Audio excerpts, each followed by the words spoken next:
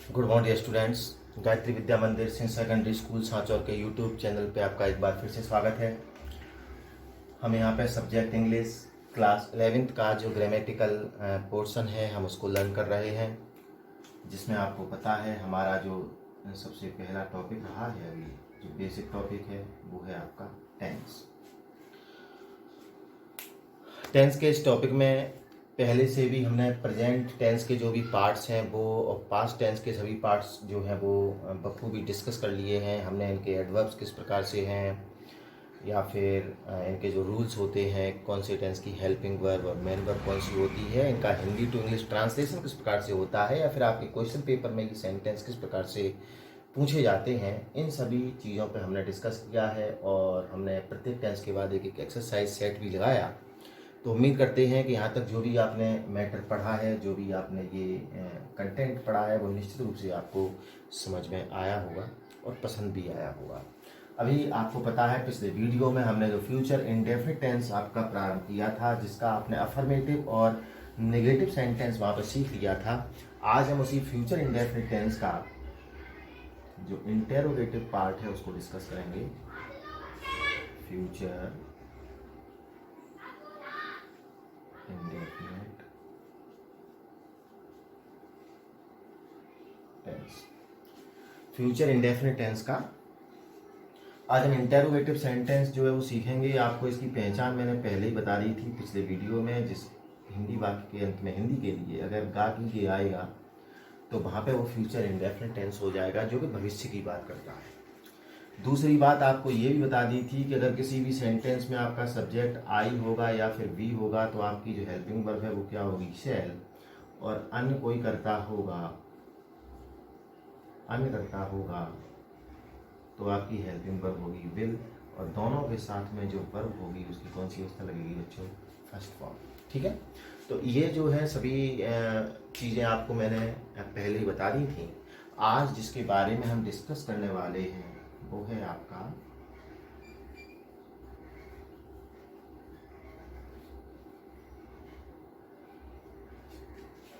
Interrogative sentences. Okay, interrogative sentences. I have told many times that there are two types of interrogative sentences. के प्रश्नवाचक वाक्य जो है वो दो प्रकार के होते हैं। कौन कौन से होते हैं उनको भी देख लेते हैं। एक तो होता है yes no answer type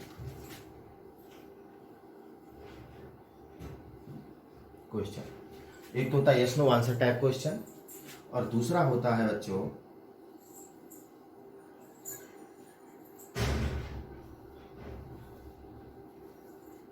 WH word type question. Okay, हम इन दोनों के जो पैटर्न होते हैं किस प्रकार से बनते हैं हम उनको बहुत ही धैर्य के साथ डिस्कस करेंगे। और आपको पता भी है ये yes no answer type question, इसका तात्पर्य होता है बेटा ऐसे प्रश्न जिनका जवाब यस या नो में आप दे सकते हैं। ठीक है, आपको बता दें ऐसे प्रश्न जिनका जवाब आप यस या नो में दे सकते हैं। आप कह सकते हैं हिंदी के लिए, अगर हिंदी में आया है तो इसका मतलब वो हो जाएगा क्या से शुरू होने वाले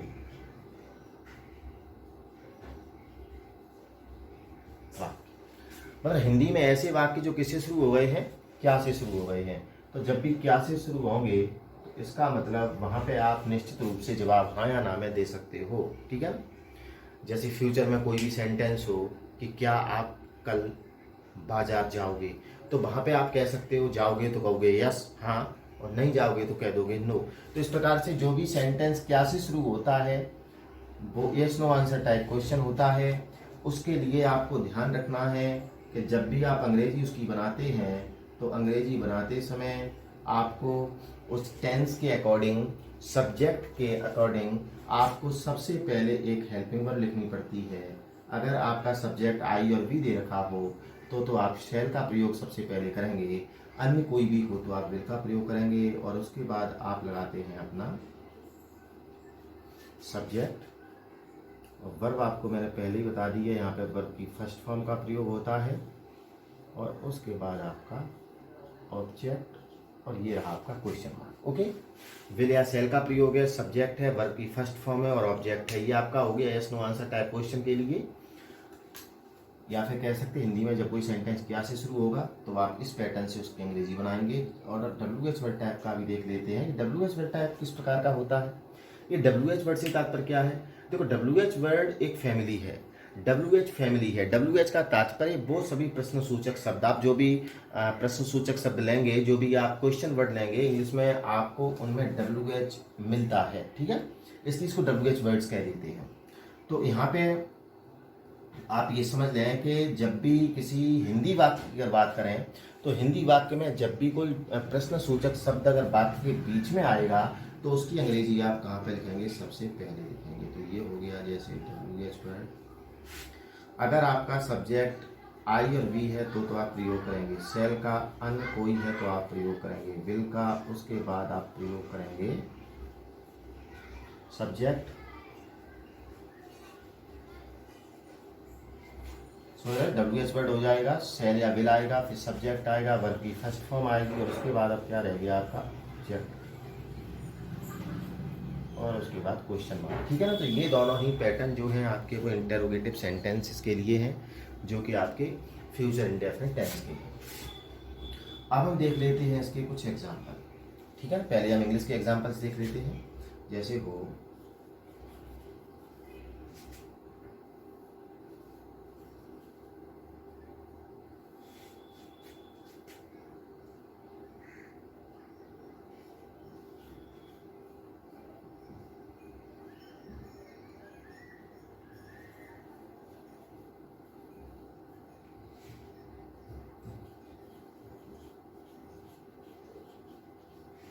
ठीक है, एक सेंटेंस आपका ये लिखा हुआ है। अगला हम लिख देते हैं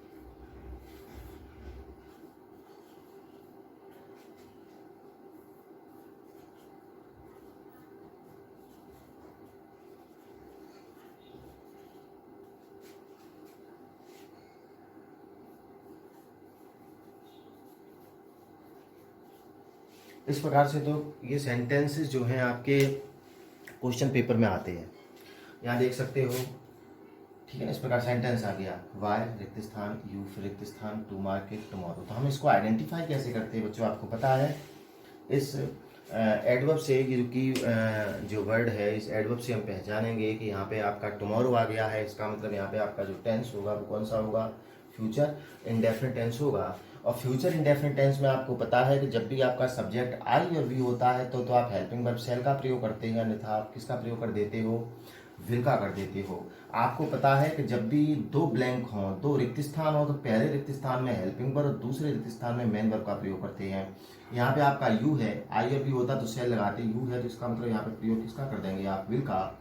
और मैंने आपको बताया था सब्जेक्ट के बाद वर्ब की फर्स्ट फॉर्म आती है।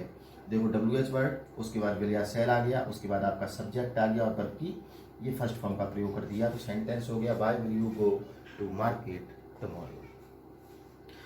शुरू में रिक्त स्थान आ गया है, फिर आपका सब्जेक्ट है, फिर से रिक्त स्थान, कोष्टक में वर्क नेक्स्ट टाइम।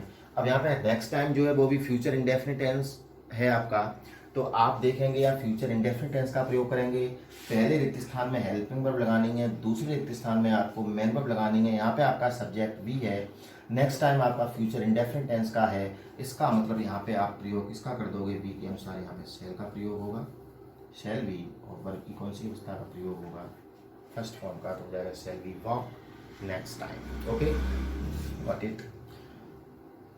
यहाँ पे है हु, ठीक है ना, फिर रिक्त स्थान है, कोष्टक में teach you the following day, आपका जो फॉलोइंग डे है वो भी आपका फ्यूचर इंडेफिनिट टेंस का ही है, और यहाँ पे किसका प्रयोग करोगे आप, विल का, हु विल, और यहाँ पे teach, who will teach you, will के साथ तो फर्स्ट फॉर्म लगती है, who will teach you the following day, ठीक है। तो ये हो गया आपका फ्यूचर इंडेफिनिट। अगला सेंटेंस फिर से आपका सबसे पहले रिक्त स्थान दे रखा है, उसके बाद सब्जेक्ट है, फिर रिक्त स्थान, कोष्टक में विन द मैच, और फिर है टुमारो। अब टुमारो आपकी एडवर्ब फ्यूचर इंडेफिनिट टेंस की है, दे के लिए आपकी हेल्पिंग वर्ब क्या लगेगी, विल, और वर्ब की यहाँ पे क्या लगेगी, फर्स्ट फॉर्म तो हो जाएगा will they win the match tomorrow. तो इस प्रकार से ये सेंटेंस, इस प्रकार से तो आपके क्वेश्चन पेपर में आते हैं, जिनको आपको जो भी ब्लैंक होते हैं उन ब्लैंक्स को आपको फिल करना पड़ता है, सही वर्ब लगाते हुए, सही हेल्पिंग वर्ब लगाते हुए अकॉर्डिंग टू दी टेंस, ठीक है ना। और आइडेंटिफाई करने का तरीका आपका क्या है, एडवर्ब्स। क्या आप एडवर्ब याद करें, एडवर्ब याद हो जाती हैं तो आप निश्चित रूप से इसको हल कर पाते हैं, ठीक है ना। सबसे पहले आप इसका एक स्क्रीनशॉट ले लें, इसके कुछ हम एग्जाम्पल जो है हिंदी टू इंग्लिश ट्रांसलेशन देख लेते हैं, और एक इसकी कंडीशन है प्रोबेबल कंडीशन, हालांकि उसको मैं पहले आपको पढ़ा चुका हूँ जब सिंपल प्रेजेंट टेंस पढ़ा रहा था, लेकिन एक बार फिर से आपको बता देता हूँ, आप इसका स्क्रीनशॉट लें। हाँ, अब देखते हैं हम इसके कुछ हिंदी टू इंग्लिश ट्रांसलेशन, देखें।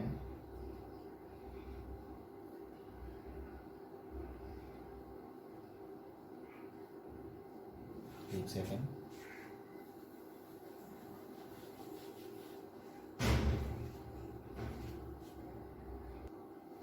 अब देखें, ये सेंटेंस हो आपका,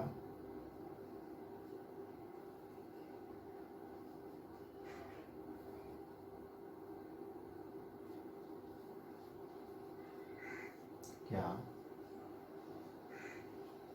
राम कल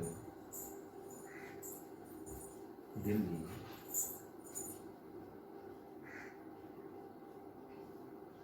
जाए, ठीक है। जैसे कि सेंटेंस है, क्या राम कल दिल्ली जाएगा, तो मैंने आपको बताया था कि जब भी किसी सेंटेंस में सबसे पहले क्या शब्द आ जाता है तो इसकी अंग्रेजी तो कभी लिखनी नहीं है, हमें उसी टेंस के अकॉर्डिंग, सब्जेक्ट के अकॉर्डिंग हेल्पिंग वर्ब लगानी है। आपको देखना जाएगा, यानी कि यहाँ पे देखो गा रहा है, फ्यूचर इंडेफिनिट टेंस हो गया, और फ्यूचर इंडेफिनिट टेंस में आपको पता है कि आईवी के साथ जो हेल्पिंग वर्ब है वो सेल का प्रयोग करते हैं, अन्य कर्ताओं के साथ किसका प्रयोग करते हैं, विल का। तो यहाँ पे देखना आई और वी तो नहीं है, क्या यहाँ पे राम दे रखा है, तो राम के अनुसार यहाँ पे आप क्या लगाएंगे, हेल्पिंग वर्ब, विल लगा दिया, मैंने बताया। उसके बाद क्या आएगा आपका, सब्जेक्ट आ गया, विल राम, यहाँ वर्ब की फर्स्ट फॉर्म, विल राम गो, ठीक है। सबसे पहले हेल्पिंग वर्ब, उसके बाद सब्जेक्ट, उसके बाद वर्ब, और उसके बाद ऑब्जेक्ट क्या है, विल राम गो, कहाँ जाएगा, टू दिल्ली। अब यहाँ पे कल, कल के लिए आ जाएगा टुमारो, और उसके बाद आ जाएगा आपका क्वेश्चन मार्क, ठीक है। तो इस प्रकार से ये हिंदी टू इंग्लिश ट्रांसलेशन हो जाएगा। जैसे हो, हम किताब खरीदने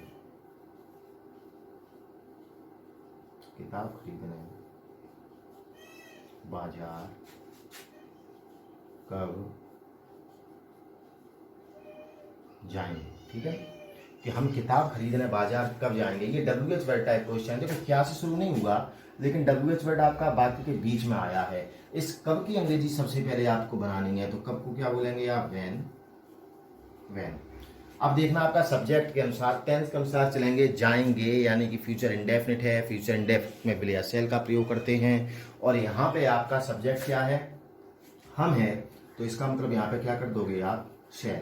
तो व्हेन सेल आपका हम के लिए क्या होगा बच्चों, वी, व्हेन सेल वी, कहाँ जाना है, जाने के लिए, गो, कहाँ जाना है, टू मार्केट, किसके लिए, किताब खरीदने। मैंने आपको कई बार बताया है बच्चों, इस बात पे आप गौर करना, देखो मेन वर्ब जाना भी है और खरीदना भी है, लेकिन जिस वाक्य में आपकी, देखो प्रत्येक वाक्य में फाइनाइट वर्ब एक ही होती है, नॉन फाइनाइट कई हो सकती हैं। नॉन फाइनाइट की पहचान करना हो तो हिंदी वाक्यों में जो वर्ब ऐसी हो जिसके अंत में क्या आ रहा हो, ना आ रहा हो, तो वो नॉन फाइनाइट हो जाएगी। जैसे खरीदने में ना आ रहा है, लेकिन जाएंगे में न नहीं आ रहा है, तो ये तो मेन वर्ब के रूप में प्रयोग होगी, ये नॉन फाइनाइट होगी। इस नॉन फाइनाइट को लिखने का हमेशा ही तरीका क्या होगा, टू प्लस वर्ब की फर्स्ट फॉर्म। तो हो जाएगा when shall we go to market, तो यहाँ पे कर दो टू। अब खरीदने को बोलते हैं परचेज, तो परचेज क्या है, बुक, ठीक है। और यहाँ पे आपका क्वेश्चन मार्क, तो हो गया when shall we go to market to purchase book, ठीक है ना। अब एक चीज और समझ लो, वैसे तो आप इसको सिंपल प्रेजेंट टेंस जब पढ़ रहे थे तब सीख चुके हो, लेकिन एक बार फिर से, क्योंकि उसमें आपका फ्यूचर इंडेफिनिट टेंस भी आता है एक भाग, इसलिए दोबारा बताना आवश्यक हो गया है। तो यहाँ समझ लो प्रोबेबल कंडीशन, जिसको आप बोलते हैं संभाव्य शर्त। संभाव्य शर्त में आपको फिर से बता दूं कि एक उपवाक्य में आपका इफ के बाद यहाँ सब्जेक्ट, और सब्जेक्ट के बाद यहाँ पे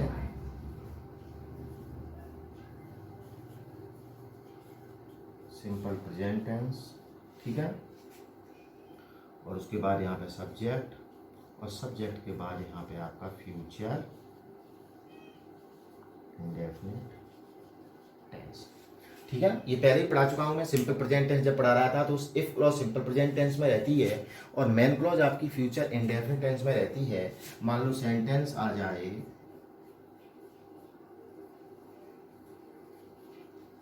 इफ राम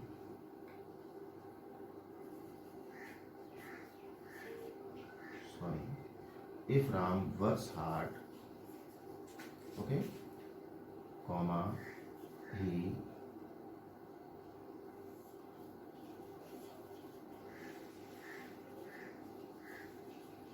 इस प्रकार से।